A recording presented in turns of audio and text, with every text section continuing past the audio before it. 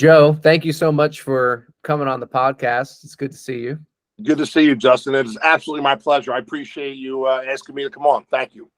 Yeah, absolutely. So we got connected on TikTok. TikTok, correct. So I forget, I shared some sort of post or we engaged over something, but what really made me curious about you is that you told me that you lost 80 pounds on a carnivore diet. That is correct. So I'll give you a quick couple-minute Cliff Note version of kind of my story, my situation, how I got to be where I'm at, where I hope to continue to go. I was always kind of a bigger guy all through high school, throughout my 20s and whatnot. I was always in athletics, though, baseball, football, basketball. So I was always kind of an overeater, probably had a slight bit of a food addiction. But throughout my teenage years and into my early 20s, I was playing so much sports that my athleticism always kind of overshadowed the overeating. I might have had 10, 15 pounds to lose, but was never obese or morbidly obese like I eventually got. And then throughout my 20s, I started to kind of get worse and worse. And now it was like not 10 or 15 pounds. It was 25 or 30 pounds. Mm-hmm. About a decade ago, in my early 30s, I'm 42 years old right now for reference. My early 30s, I just kind of went off the rails. I wish there was a certain event or something that I could point to. There's really not. I just, I got in a few relationships. I gained some relationship weight. Those relationships ended, and my weight gain didn't. So I just kept going till eventually I got up to almost 400 pounds. I was about 389, 390 was the heaviest I've ever seen on a scale. I may have tipped 400 at some point. I don't know. But for documentation's sake, 390, I think, was the heaviest I ever saw. And about a year and a half ago, I woke up January of 2022. I said, something's got to change. If you want to see your 50th birthday, something's got to change. My dad, 3 years ago, dropped dead of a heart attack. And that kind of has been in my head, obviously, ever since he passed away. So I said, if you don't want to be like your dad, something's got to change. So I heard of this fitness challenge, the Hard 75. I'm sure a lot of your viewers and listeners have heard of that. And I said, you know what? I'm going to kick off my weight loss journey doing this fitness challenge. So there's a lot of different versions of the Hard 75. The one that I was following during the 75 days, on top of the exercise and no alcohol, there was zero eating out. You had to eat 100% of your meals had to be eaten and cooked at home. So during those 2.5 months, I was kind of a social pariah, right? I wasn't going to bars and restaurants and everything like I normally had. So I wasn't going out much. So I kind of dove headfirst into my phone, into my laptop, and I just went down the Google and the YouTube, rabbit hole of health journeys, fitness journeys. What's the best way to lose weight? What's the best way to stay healthy once you do get there? And that brought me to Dr. Ken Berry, who is an absolute monster in the carnivore community. And I started watching his videos. And then when I would watch his videos, he would bring someone on, whether it was an influencer or another doctor, and he would interview them. That would bring me to their channel. Mm-hmm. And so the domino effect kind of went on for the next couple of months. And I said, holy smokes, a lot of what we've been taught over the past 50 and 60 years is just wrong. It's just, it's just incorrect information. So I said, this carnivore is kind of the way I'm going to approach this. It's the way I'm going to get out of this health crisis that I'm in. And, let's call a spade here. 390 pounds. You're morbidly obese. You are in a health crisis. And so that was, like I said, that was about a year and a half ago. So I would get up every day, do a 3-mile walk. I never stepped foot in a gym. I haven't gotten into weightlifting yet, which I know resistance training and weightlifting is a huge part of building muscle and being healthier. But I wanted to try and lose a ton of weight before I progressed into my next part of my weight loss or my health journey, I should say. So I started eating carnivore. I started cutting out all cooked carbs, all sugar. For the past 16, 17 months, I do a 3-mile walk every morning. And by living that way, I've cut out alcohol a lot. That was a big thing for me. I never had there's a saying that goes, you could have an alcohol problem, but not have a problem with alcohol. And I heard that one time, and I was like, holy shit. Like, yeah, I'm not some guy that needs to go to rehab, but I drink too much. Then I end up at Taco Bell. Then I end up doing that, so I had an alcohol problem, but I didn't have a problem with alcohol. So I cut out the drinking big time. I still have a vodka or something every once in a while, but I was a big beer guy, as a lot of men are. Beer is nothing but sugar and carbohydrates. So I cut all that crap out. And over the past year and a half, I'm down about 75 pounds. Now, as you can see, I'm still a big guy. I'm the furthest thing from a finished product here. I'm still sitting right around 315, 320. I was 318 last time I weighed myself a few days ago. So my ideal weight, I'd like to be 240, 250. So I'd still have a good 70, 75 pounds to go. But, I mean, it's not up for debate what has caused this transformation to me. And it's cutting out sugar and carbohydrates 100% and not eating fruits, not eating vegetables.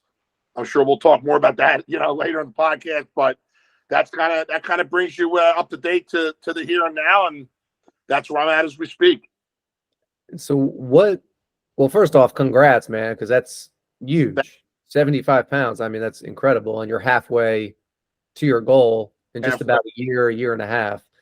What, on your way up to almost 400 pounds, like what was the typical diet like? Were you tracking it at the time, or you just kind of eating whatever you wanted to eat? I ate, it's funny, in the carnivore community, they say eat until you're comfortably full, right? Yeah, well, I was eating until I was comfortably full, but it's what I was eating was the key. It was when you go back and look at it, and you're just disgusted at yourself. But I had mentioned, going to Taco Bell when you have a few cocktails in it. A Taco Bell, I'd spend $25 at Taco Bell. That you shouldn't spend $9 at Taco Bell, let alone 25. And I was eating fast food. I was ordering out. I'm in New Jersey, up here in the Northeast. We got great pizza. We got great cheesesteak. We got great, So I was eating the typical. I'm an Italian. Ton of pasta and bread. I mean, I would eat just bread and butter like this. When I started to get healthy, I started eating the bread without the butter. Ain't that funny that I should have swapped the other one for the other one, right? Here I am thinking I'm healthy, just eating the bread with no saturated fat. I should have just been taking bites of the butter sticks. But yeah, I was eating the standard American diet, which is hysterical that the acronym is SAD for that, because it is quite sad. And I wasn't tracking calories. I wasn't tracking fat. I sure as heck wasn't tracking carbohydrates. Mm-hmm. And I had no care. I had no self-care for myself whatsoever. It was just, if it looked good, whether it was a chocolate cake or a piece of pizza, and I wanted to eat it, I was eating it. And there was no mental discipline whatsoever. So what was the transition like from eating that way? Was it overnight, or did the hard 75, you started to change the diet? No. So for me, I did go cold turkey. Like I woke up January 1st of last year and I said, that's it. So I didn't find the carnivore lifestyle until about halfway through the hard 75. So the first 40 or 50 days of the hard 75, I was eating salads with a ton of vegetables on them and lean, boneless, skinless chicken breast. Yeah. And a lot of flounder and trout and seafood and things of that sort, with a big hooping pile of broccoli and cauliflower and stuff like that. Mm-hmm. And the weight started to come off. I lost probably 20 of the 70 pounds in that transition period. Because again, this isn't a video against vegetables or fruits. I was eating a lot of fruit, believe it or not. A lot of oranges. I was an apple nut, an apple with some peanut butter. Eating that way is still 1,000 times healthier from what I was eating. So the weight started to come off. And then after, like I said, about a month and a half, my cravings kind of weren't there anymore, because now I was eating fruit and vegetables and the chicken and whatnot. So the whole, I could go for some Doritos or Taco Bell. Those cravings started to go away. And then it was once I transitioned fully to the carnivore, boom, boom, boom. That's when the weight really started to drop off in heaps and bounds. Wow. Yeah, it's funny. A lot of people are like that. They're kind of all or nothing. You know, Well, like I can do a it lot on of people have. trial or not. I may have had a food addiction, but I think it was a. This is going to sound weird. I think it was a food in general. Like I didn't have, I don't think, a sugar addiction or a carb addiction. I just liked crappy food. I mean, if I'm being honest with myself. Yeah. So it's not like, some people, they go 2 days without sugar, they're getting the shakes. I didn't go through any of those withdrawals. I do drink coffee. I drink black coffee just for the heck of the hard 75. I cut out the black coffee for the 75 days. I didn't have caffeine withdrawals. So I don't really think I probably had a food addiction, but I don't think it was a food specific addiction, if that makes sense. Mm-hmm. So I didn't have the cravings as hard as a lot of people I think would. Like I said, some people can't go 48 hours without their sugar fix. And I was very fortunate in that aspect that I didn't have to go through those withdrawal symptoms or anything. Yeah, a lot of people notice that the meat is so satiating and so nutrient dense that they wind up not being as hungry as they were when they were eating a ton of carbs. Did you notice that? Absolutely. So you talk about on the way up to 400, I was a snacking junkie. So in between the Taco Bell and the pizza, and all the other crap food I was eating, there was the Doritos, there was the Oreos, there was the crackers, there was this and that. And when I first started, I'll tell you what, now that I just said I didn't have like the cravings, I did have a snack craving. So when I first started carnivore, I started doing the intermittent fasting. So I would eat at 12 p.m. and eat at 6 p.m. I was doing 2 meals a day, fasting for 18 hours, and eating in a 6-hour window.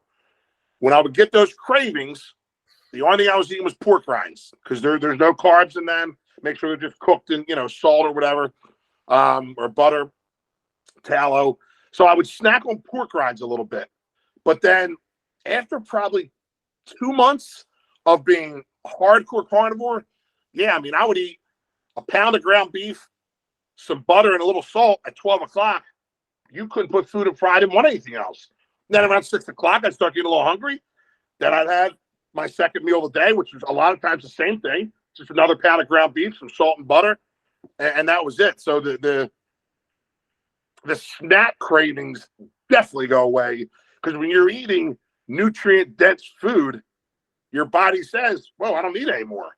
When you're eating a half a bag of Doritos that are literally doing nothing for you, your body's like, hey, keep it coming, So, yeah, my snacking endeavors definitely went away because I was so full on meat and eggs. And people don't realize like Doritos and even I would say the McDonald's and Taco Bell, all that stuff has been engineered to keep you addicted. To eat more, right? Right? And it works.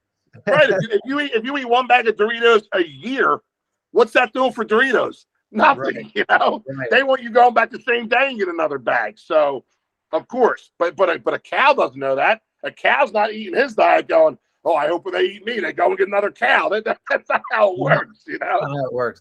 And they're surprised how satiating it is. Like when, when I usually eat, I guess, about twice a day, just like you, about a pound and then another pound later. Yep. And there's nothing. There would be times where if I've cooked too much steak at lunch, I'm just done. I don't, there's no impulse to finish everything on the plate. I'm just like, dude, I'm not hungry. Like I don't want to eat anymore.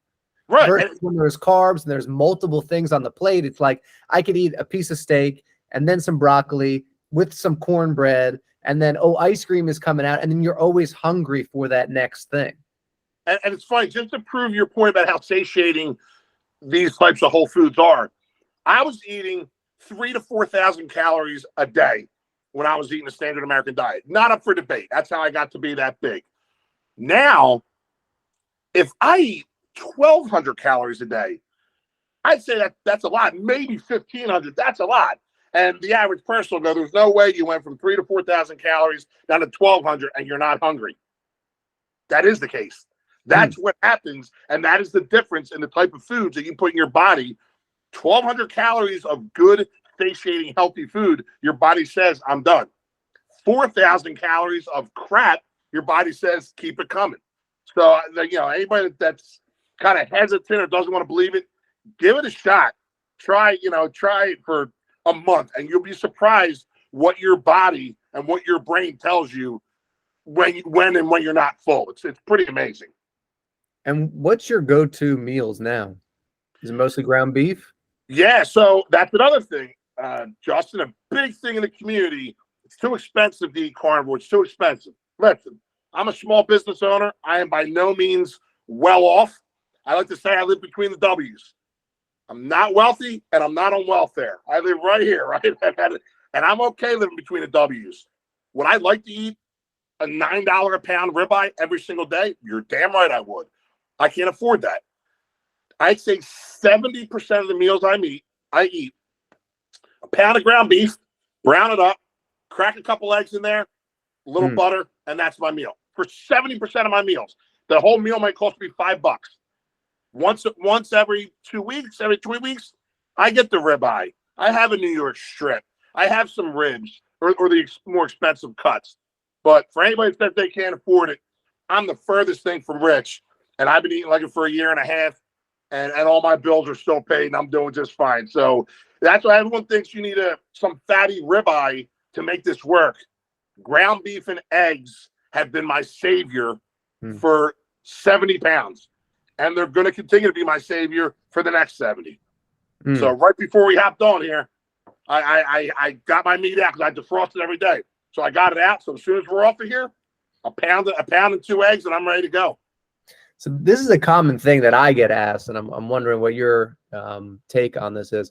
So when people see the way that I'm eating, they're constantly thinking, well, that sounds so boring.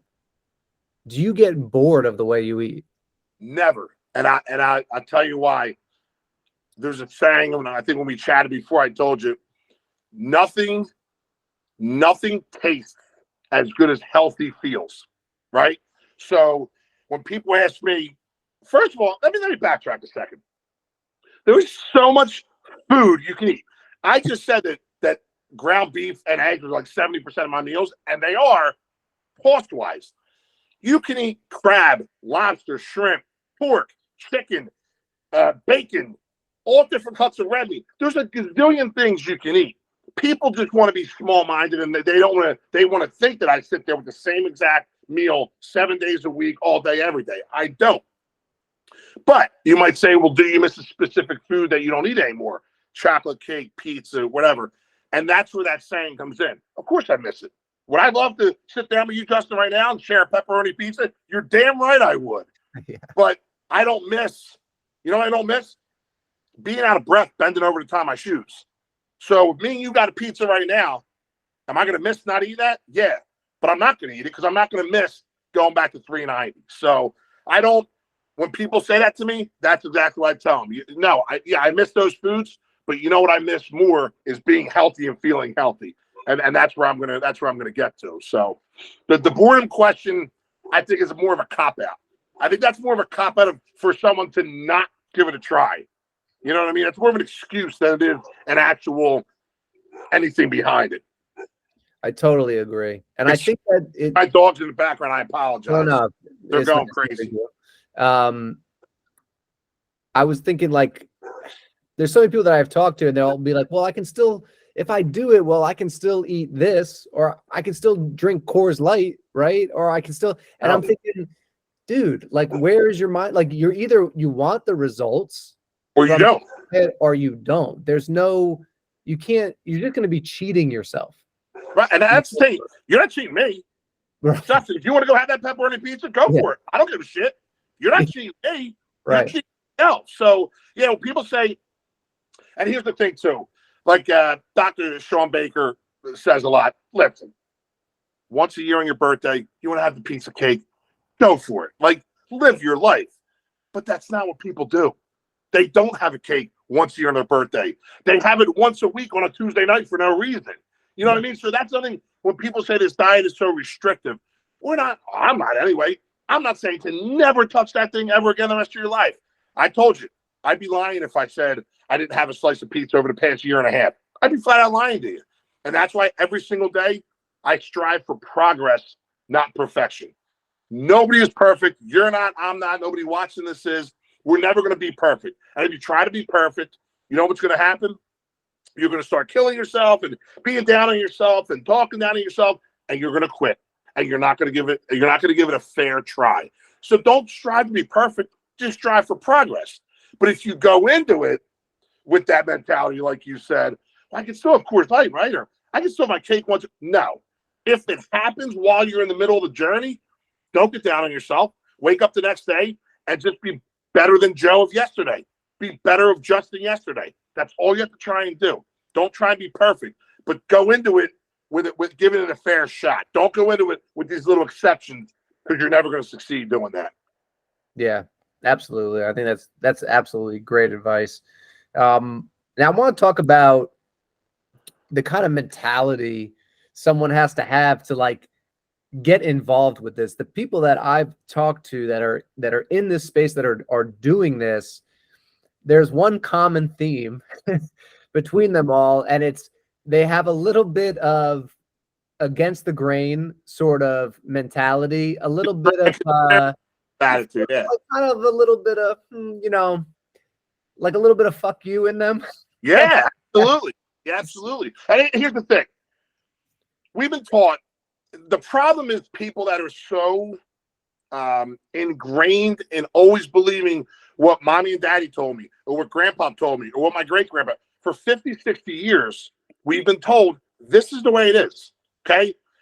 In this example, saturated fats are terrible. Cholesterol is terrible. Fruits and vegetables are the only way to go, right? So everyone says, well, if it's always been that way, then that must always have to be the way it is going forward. We know from history it's not. 300 years ago, they used to drill holes in your head to bleed you out to cure a disease. I don't think we do that today, right? 150 years ago, they used to use heroin to stimulate the brain to cure disease. I don't think we do that in 2023. So just because something was always the way it has been for 50 or 60 years doesn't mean it always has to go that way. The problem is 95% of people do think that way. And if you don't have that, to use your words, fuck you attitude, and are willing to think outside the box a little bit, you're never going to give anything contrarian a chance, And I said to you before, open-mindedness is the biggest thing. I'm not saying you have to agree with me. I'm not saying you have to do what I do. I'm not saying you have to follow me. But again, if you came to me and said, Joe, do you know that 2 + 2 actually equals 5 and not 4? I may look at you like you're a little kooky, but guess what? I'll hear you out. Let me hear why you think that. I don't know where he's going with this. I don't know why he's saying this, but let me hear him out. You know what I'm not going to do? Screw you, you're a moron, and walk away, because 2 + 2 is always equal 4. You know what I mean? Even though I may think I know the right answer, let me listen to you, hear you out. So it definitely takes a certain type, a certain kind of person that's not willing to just be a sheep and follow the herd and always go down this path. If you're not even willing to look down this path, I'm not saying you have to walk down it, but if you're not even willing to look at it, you're never going to give it a chance. No, it's I've always had a healthy distrust for authority. Yeah, it's funny. Just to keep going down this path, no pun intended. We just had Easter, right? A few weeks back. Mm-hmm. At my cousin's house, the whole family's there. We got the spread a mile long. I make my plate. My plate had pepperoni, some prosciutto on it, turkey, and ham. A pile this big. My cousin sits next to me. He's my age, and he says, "That's all you're eating?" I said, "That's all I'm eating. I got like 1,000 calories here." And he goes, "No, I mean, those items are all you're eating. So you're not gonna have any of the bread or salad." I said, "Now, now I haven't seen him in quite some time." So I tell him what I'm doing. He's like, "I was gonna say, you look like you lost a nice chunk of weight." He said, "No fruits and vegetables, huh?" I said, "No." He goes, "Meat only." I go, "Yep." My sister, sitting at the same table, says to my cousin, "Will you tell him that's not healthy? All that meat's going to give him a heart attack." Again, uneducated, doesn't want to do her own research, doesn't want to look down that path that we just talked about. My cousin, thankfully, was like, "You know what, dude? If it ain't broke, don't fix it. Good luck to you." He fist bumped me, took a bite of his bread, and said, "I'm not doing it." He said, but at least he didn't leave me out like my sister did. You know what I mean? So listen, there's going to be some people that are open to it. There's going to be some people that aren't. And all you can do is just, the people that aren't, Okay, don't get a fight with them because there's nothing that's going to change their mind. Nothing at all. Yeah, that's true. And it's interesting. Most of the people that are questioning, in my experience anyway, are not in what I would consider tip-top shape.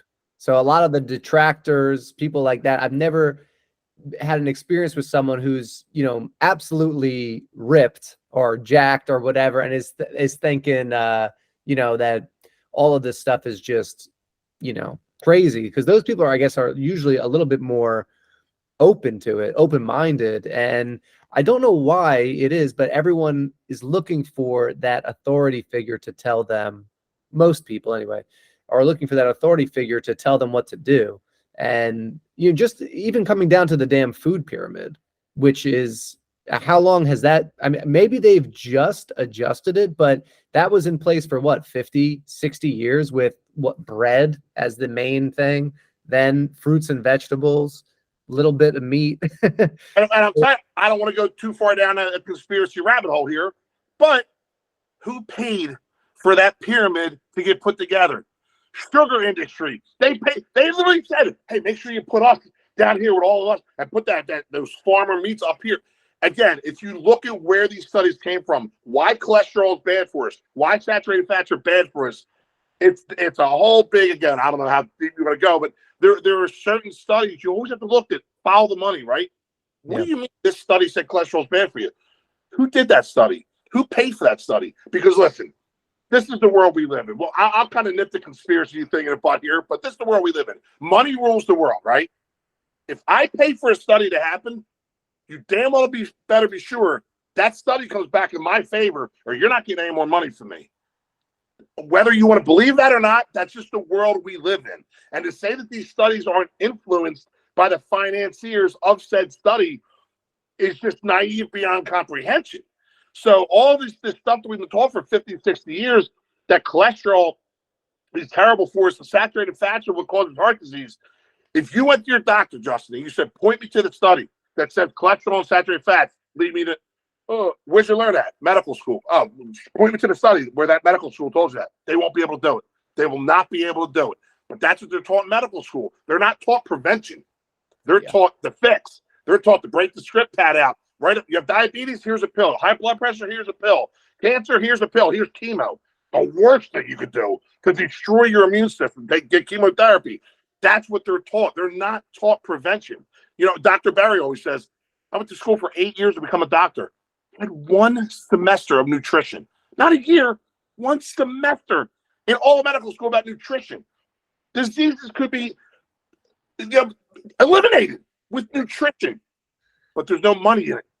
There's no money in it. It all goes back to the money. So imagine if Pfizer sponsored a meat-eat only study. That's not happening, bro. I shouldn't have said that word because that's going to get you banned on YouTube or whatever. But you know what I mean. It's not going to happen. There's no pill for a healthy individual, and unfortunately they want us fat, sick, and tired. And they had me for the last decade, but not anymore. It's time to kind of fight back a little bit. I'm glad you said that. It's because it does feel like you do feel like you're part of some sort of rebellion just for eating in an ancestrally appropriate way, exercising, because everything is all geared towards basically the complete opposite of that in society right now, from fat acceptance all the way to, I saw someone promoting visit fat owned businesses. I think this is going to go off the rails now because now you got me fired up. I can't stand when I see someone on social media, and this is coming from an obese, morbidly obese human being, okay? I'm allowed to say this, okay? I can't stand when I see someone that is fat and morbidly obese on a magazine or post a picture on Facebook or whatever. And what are all the comments? You're so brave. Good for you.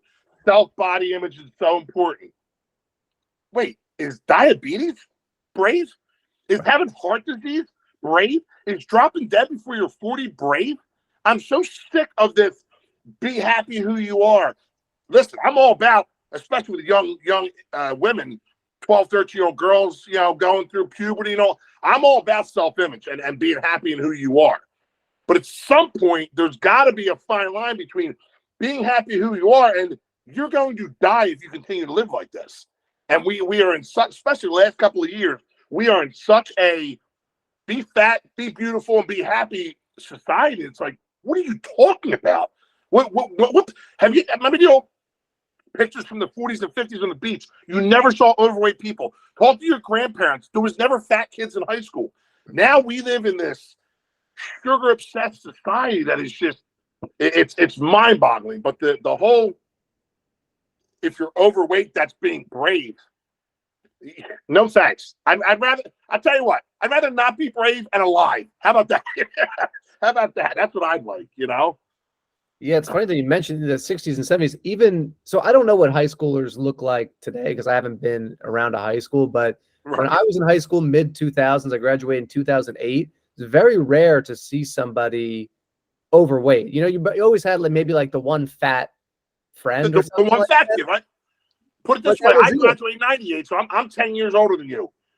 I was the fat kid, but I was, I don't know, in high school, 220 pounds. I mean, I was bigger, but I wasn't hanging out of my clothes, and I was considered the big guy. So even as recent as 25 years ago, you're right, there wasn't morbidly obese students. Again, there were a few here and a few there, but they weren't everywhere.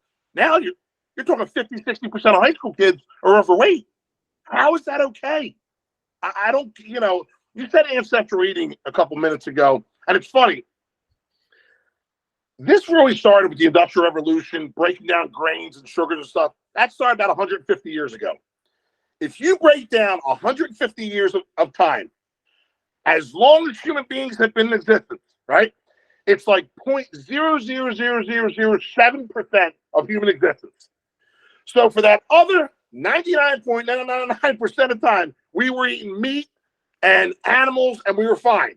Now in 150 years, all of a sudden, meat gives us cancer, meat causes heart disease, meat causes this, meat causes that. It's just not true.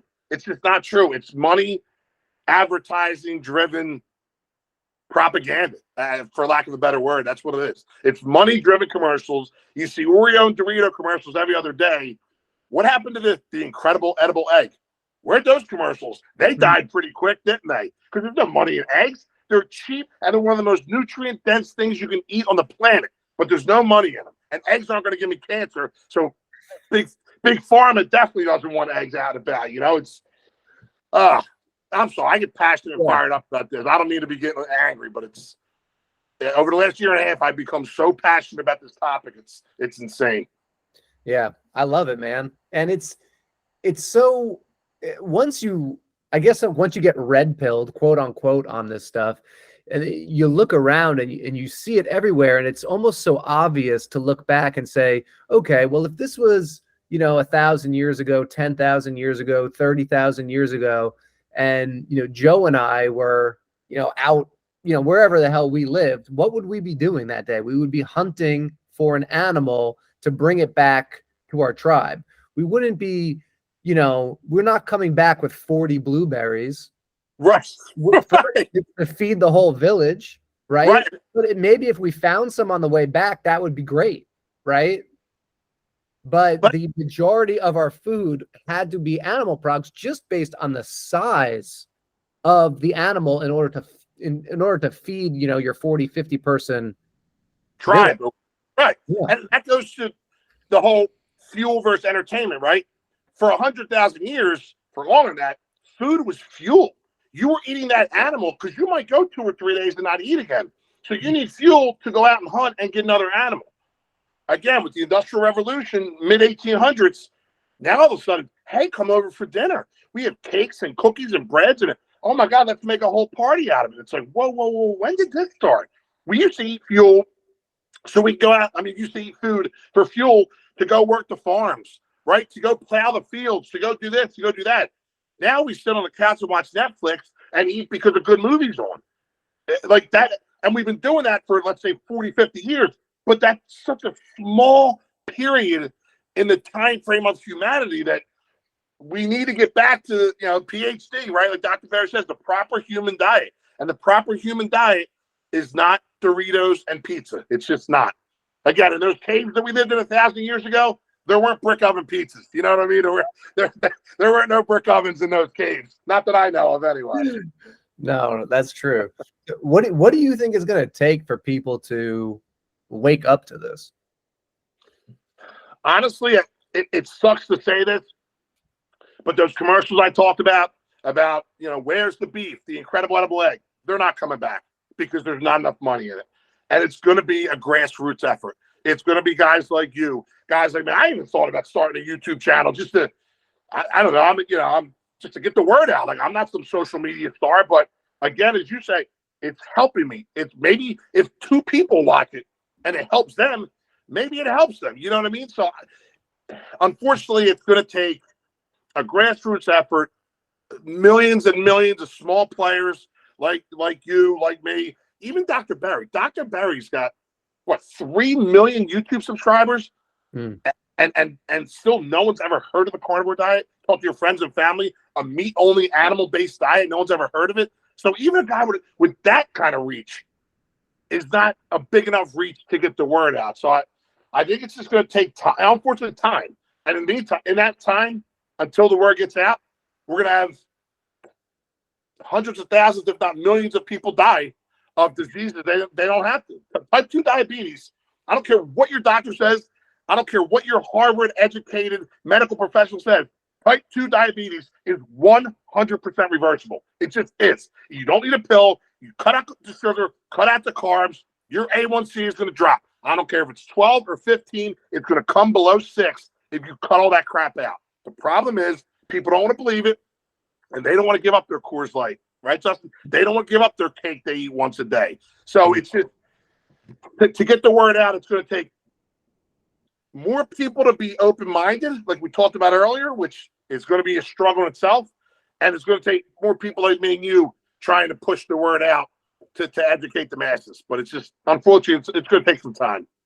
Yeah, I agree with that. It's funny, like a lot of people will, at least where I started, the first thing I did was go gluten-free. But you still, and then started to cut out other stuff because my issues weren't really with weight, but it was mostly like gut issues.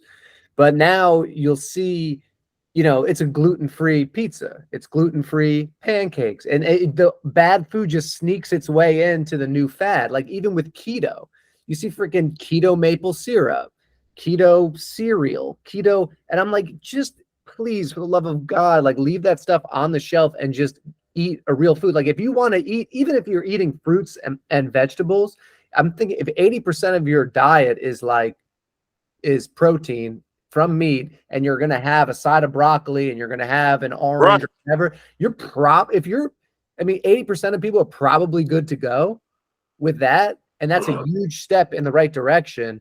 And then I think there's other people that really just need to be super strict for, autoimmune or IBS or, mental health or whatever they're going through.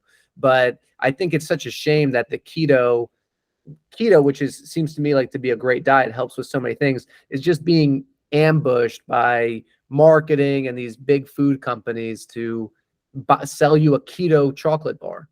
So here's the deal, man. If there's money to be made, they're going to figure it out, right? Yeah. Here's how they did that. Another big myth out there is that fiber is essential. No, it's not. If you never had an ounce of fiber the rest of your life, you're going to die eventually. It's not going to be from lack of fiber. Okay, that's number one. So, but they drilled in your head, fiber, fiber, fiber. It's good for your colon. It's good for your gut. So now, what is fiber? Fiber is a carbohydrate.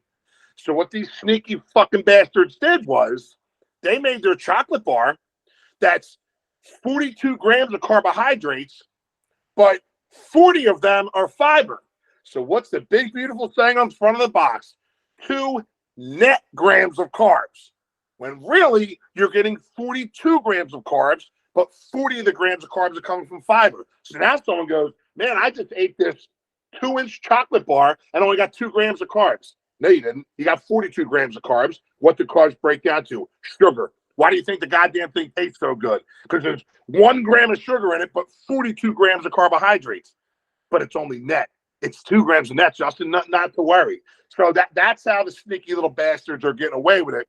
They're putting that little word net in front of the carbs, and everyone stacking them right to their shopping cart. Here we go. I'm eating healthy. Joe says it says keto. It's good to go. Stay away from this. As I told you before, if it's in a box or it's in a bag, don't touch it. Leave it on the shelf. Leave it on the shelf. Stick to the outside of the grocery store, and you'll be fine. Yeah, 100%. I'm just curious, man. Do you ever eat lamb? I've had it once in my life, like 5 years ago, before I even knew what carnivore was. But I couldn't even tell you if I liked it or not. I haven't eaten it since I started this. No. So I usually go to the store and just buy, ground beef, some chuck eye. I like chuck eye steak a lot, and then once in a while a ribeye. But I saw a piece of lamb there, and I was like, I'm going to buy this. Put it on the grill, just like I do with, chuck steak or ribeye or anything like that. And it was freaking delicious. I bet it was. There was little pieces of bone in it. So there was, basically just came with like a little bit of bone marrow. And I don't know if you like bone marrow or not. Yeah, but I eat marrow and liver. I'm an organs guy, so I eat the liver and all. Yeah, if it comes with marrow, that's beautiful. The marrow was unbelievable. So I'm like kind of getting turned on to lamb recently, which anyway, I thought that was. I got a question for you then, because a lot of people ask me this. Do you use spices or any rubs when you make something like that? Oh, no, I actually just use salt. Just salt? Okay. Yeah, I'm people ask me about that all the time. I still use garlic powder once in a while, a little paprika or something. It's such trace amounts. Some people in the carnivore community would want to hang me on a cross and burn me at the stake for doing that. Yeah. I say do what's comfortable for you. Some people, well, like you said, with the IBS or whatever, can't handle a little garlic powder. I can. I still handle black coffee. Do what works best for you. But I thought that was a good time to ask you about spices and all, because if you spice up your lamb, and that's your biggest issue is putting some spices on it, dude, you're doing just fine. You know what I mean? So, yeah. I figured I'd see what your thoughts were on spices. Yeah, I've heard, Anthony Chafee. Have you seen him?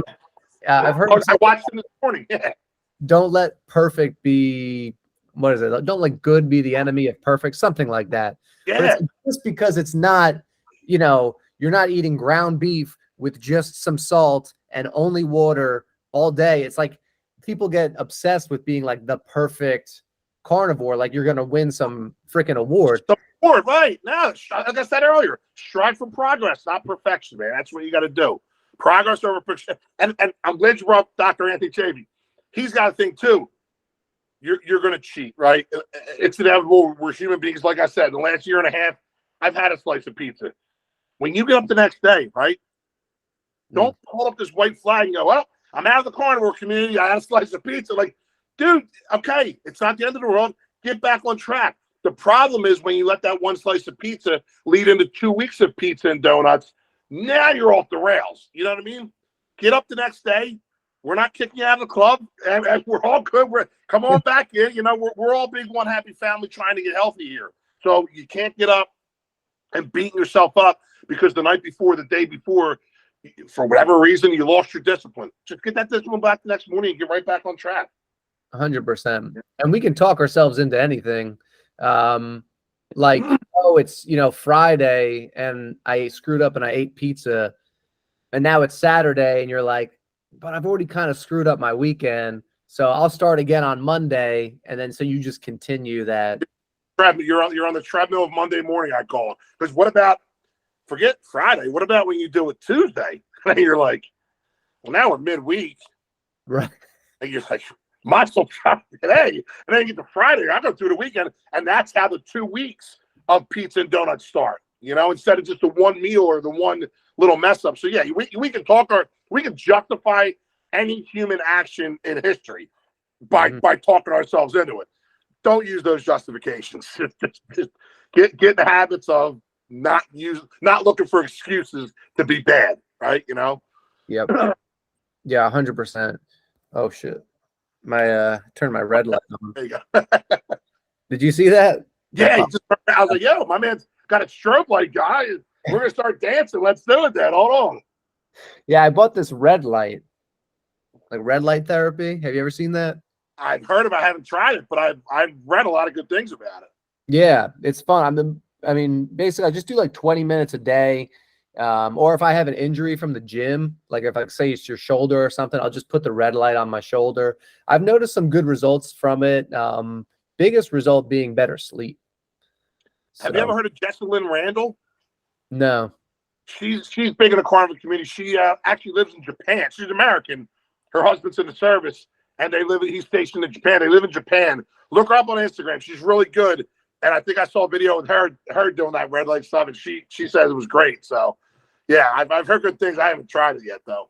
Yeah, it's a cool little biohack, I guess. I'm always trying to find some way to change something about my body, especially because, dude, like my supplement cabinet, I've probably got like 60 different supplements in there, and they're all left over from not being on a carnivore diet.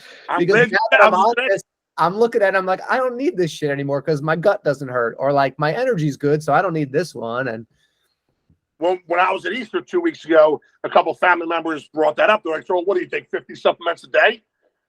Here's what I take. I have a vitamin D deficiency. So last time my vitamin D was down like the teens. So I take vitamin D every day. I finally got it up. It's in the 50s now, so I'm at a good range. But no matter what I was eating, I would have vitamin D deficiency. I take vitamin D, and I take 500 milligrams of vitamin C every day. I probably don't need it because eggs and meat and all have enough nutrients in it, but just to boost the immune a little bit. But that's a big question I get too is, well, if you're only eating meat and eggs, you must take 100 supplements a day.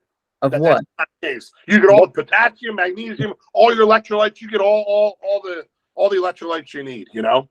Yeah, there's nothing missing, which is funny because a lot of the vegetarian and vegan diets which are touted as the ideal diets for, human longevity or whatever, but they all come with, you need to take like 12, 15, 20 different supplements just to round out the diet. And it's just logically, I feel like people just, I don't know, have left their logic at the door when they're thinking about this kind of stuff. It makes way more sense if you ate a diet that needed little to no supplementation rather than eating a diet as quote unquote the best diet, but you need to take B12 and you need to have a protein shake and you need XYZ. And listen, I'm not here. I do live by the saying, do what makes you feel best. If a vegan diet makes you feel great, stick to it. And you're healthy, your blood works great. That's good. I don't like when people are so aggressive towards people like me. Oh, that's so unhealthy that I eat vegan, I'm healthy. Well, we keep using this is a crushed Doritos podcast today. but Doritos are vegan. You know what I mean? Like just because you eat vegan doesn't mean you're healthy, you know? But if I eat the way I eat, 100% of the time, I am going to be healthy. Because there aren't Doritos, that are carnivore. There is no pizza that is, with the crust I'm talking about. Sure. But so it's just, I don't like the one-way animosity that comes our way. Dude, if you want to eat flowers and sun daisies all day, I don't go for it. But don't tell me I'm going to have a heart attack tomorrow. You know what I mean? That's one of my biggest issues with the vegetarian vegan community is they're so hostile and there's no reason for it. Like, if that makes you happy, go for it. What are you coming after me for? Leave me alone, Right. Yeah, I think I came to this to be as optimal as possible, not for any ideological reasons. Like you said, if sunflowers or whatever was like the healthiest thing in the world and that made the most sense, I would just eat sunflowers all day. I've been eating sunflowers all day. Exactly. It just happens to be animals. Right. And, okay. I'm glad. You mind if we touch on the moral side of carnivore? Yeah. Yes. Because that's more than anything. That's what the only argument they have. The vegan vegetarian is you're killing animals. You're killing animals. Whenever someone says that to me, they are extremely uneducated on the farming industry in the world, because there are more bugs, rodents, and creatures killed when plowing a field than any cow is ever going to be killed. So, the old saying is, okay, well, if that's your argument against me, how cute does a creature have to be before whether you give a shit if it's your food or not? You know what I mean? So you have no problem with a muskrat getting run over by a plow, but you have a problem with me humanely killing a cow to eat it? Is that the argument we're having right now? Please enlighten me, would you, sir? Thank you. Like, it's total bullshit, man. It's the whole eating animals is unethical is the most bullshit line I could hear in the world, because anything we eat in our food ecosystem, something died for. That's a fact. And that drives me nuts, that argument. Oh yeah. Yep, absolutely. Yeah, I didn't realize that either. I thought, I was uneducated at one time until I heard someone talking about it on the Rogan podcast, that like every fox, every rabbit, every shrew, every, whatever, muskrat, every mouse has to be completely destroyed and continuing to be destroyed because they don't want them to eat the vegetables or the plants or, or the fruit or whatever. And I was like, oh my God, that's crazy. And then I think it's like, if you eat a purely carnivorous diet, something like one individual would take a cow and a half, maybe a year, 2 cows a year, something like that. So I just bought a half a cow. Mm-hmm. Now, I live alone. I don't have children or anything, so keep in mind, this is only me. This half a cow is going to last. I just looked. I probably have another 3 months. This half a cow is going to feed me for almost 9 months. 9 months. Now, I'm not eating 12 pounds of meat a day. I only eat 1 to 2 pounds a day, which is all I need. To the very first thing we're talking about how satiating it is. But if you have good, rich, nutrient food, you don't have to be eating all day, every day. So this half a cow that I destroyed planet Earth by buying, right? We're about to explode. We need Superman to come down and to save us. Is going to feed one human being for 9 months. 1/2 of a cow. That should be enough to tell you right there. Yeah. And where did you get that hookup? Did you talk to a local farmer or? Yeah, it's called. You mind if I give them a shout out? Yeah. They're in southern New Jersey. It's called Sickler Circle Farms. It's the Sickler family. They've been around for, I don't know, umpteen number of years. It's a young girl, Rachel, and her husband. They're like in their mid-30s, so they're a fairly young couple. But they started the farm, I think, about 12 years ago when they were kids. And they every 3 months they do a crop, a harvest. Well, not a harvest, you know what I mean, for lack of every 3 months they do a butchering of the cows. So right. I just got mine in December, and then I'll order another half a cow to be picked up in like October or September. How's the quality compared to grocery store? I'll be honest. There's a difference. Okay. I don't want to act like there's not. There's a difference, but I don't want to sit here and stray people away from not eating this way because they can't afford some farm in South Jersey. No. Grocery store ground beef and this ground beef, is this one a tiny bit better because it may have been massaged at nighttime before I went to sleep or whatever? Like, yeah, maybe. But I would say that the quality's minimal. If the farm is a 10, grocery store is a 7. You know what I mean? It's not like you're eating absolute slop from the regular grocery store. Right. Yeah. 100% agree. Because I think that's another excuse where people are like, well, aren't you worried about, XYZ or the antibiotics or like whatever? I'm like, dude, it is such a step in the right direction and you're going to feel so much better that it's not like the rest of the food that you're eating doesn't have worse shit in it. Or the lowest quality meat you could eat is going to be strides better than what you're eating now. So 100%. it makes no sense that, they shoot it with pink dye. Yeah, sister's ass. Get out of here. Just stop it. Like, it all goes back. It goes back to, Justin, the excuses, like you said. People will find any excuse to not do something that may be a little challenging, to not do something that may be a little difficult, Because I would say, to eat this lifestyle, and I've said this to you before when we talk, I don't like the word diet because it assumes temporary, right? So I would say the carnivore way of eating, the carnivore lifestyle, any other word than diet. But to live the carnivore lifestyle, it's extremely easy. It's not simple, but it's easy, right? Eat meat and eggs. That's it. Eat chicken and pork. That's it. Throw in some lobster and shrimp once in a while if you want it. That's it. It's not easy because or it's not simple because you're used to eating pizza on Friday nights with your wife and kids, or you're used to having that Hostess chocolate cake every other after work or whatever, So the concept is extremely easy. It's just not simple because of the lifestyle you're used to. And when you want to throw a wrench in someone's lifestyle, they want to throw their hands up and find any excuse to not give it a shot. Yeah, 100%. So what's your plan? So you said you got another 75 pounds to go. Like, what's the plan to get there? You know what, man? So honestly, just stay the course. I mean, if it ain't broke, don't fix it. Now, I know the bigger you are, obviously the easier the weight comes off. I joked 70 pounds ago, I could have spit saliva out of my mouth and lost 5 pounds, right? So I know this next 70 is not going to come off as easy, but if I'm doing X, Y, Z and I feel great and I look better and I'm the scale's changing, I'm not going to change anything. I know that maybe this next 70 takes me 2 years instead of a year and a half, whatever the case may be. That's fine. I didn't get to be 400 pounds overnight, and I'm sure as heck not going to get back to 250 overnight. So I'm just going to stay the course, man. I'm going to strive for progress, not perfection. I'm going to stay eating this way. I'm going to do my little 3-mile walk I do every morning.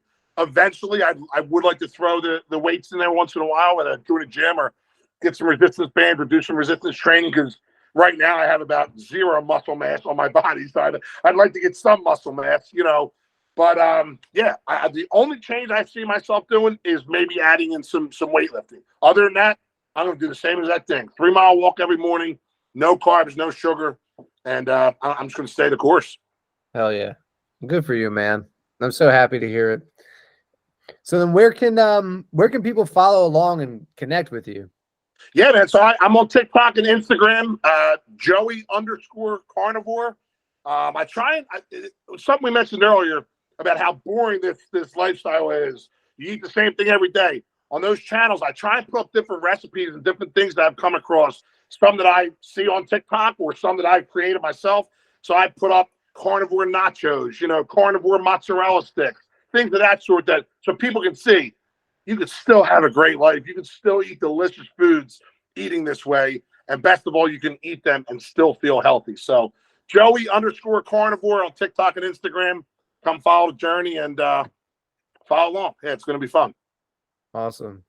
Well, Joe, thanks so much. We're going to have to, when you get the next 75 off, we should. So we're going to do an update video, Colin. We'll do an update. What do you think? I'm looking forward to it, man. I can't appreciate enough you had me on, dude. This was fun, man. I can't wait to do it again. Okay, sweet. Well, thanks, man. You're the man, Justin. I'll talk to you soon, buddy.